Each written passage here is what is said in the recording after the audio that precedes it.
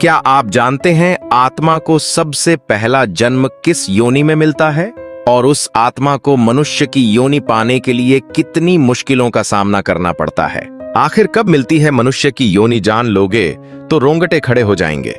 84 लाख योनियों में सबसे पहले आत्मा की शुरुआत होती है पेड़ पौधों से, जहां 20 लाख बार आत्मा का पेड़ पौधों के रूप में जन्म होता है, बिना हिले डुले, बारिश सर्दी गर्मी सब सहते हुए। और इसके बाद आत्मा जाती है जलचर योनि में, कभी मछली कभी कछुआ। यहाँ 9 लाख बार जन्म लेना पड़ता है। लेकिन इस जीवन में हर पल डर है। बड़ी बड़ी मछलियां छोटी मछलियों को खा जाती हैं। फिर आती है कीड़े मकोड़े की योनि। चींटी को मिट्टी में रेंगते हुए टुकड़े टुकड़े खाने पड़ते हैं। मक्खी गंदगी पर जीती है और सांप जैसे जीव नफरत में जीते हैं। और इस आत्मा को 11 लाख बार ऐसी यातना सहते हुए इस योनि में जन्म लेना पड़ता है।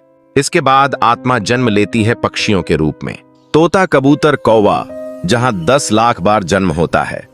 लेकिन आसमान में उड़ते हुए कोई ना कोई बाज या शिकारी जान लेने को तैयार रहता है।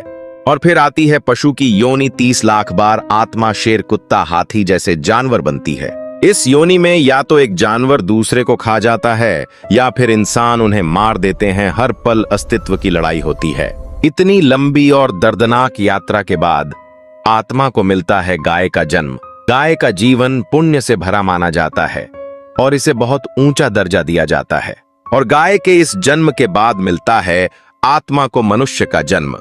लेकिन यहां पर भी सीधा ब्राह्मण नहीं, पहले क्षुद्र, फिर वैश्य, फिर क्षत्रिय और अंत में मनुष्य की 4 लाख योनियों की तपस्या के बाद ब्राह्मण योनि मिलती है।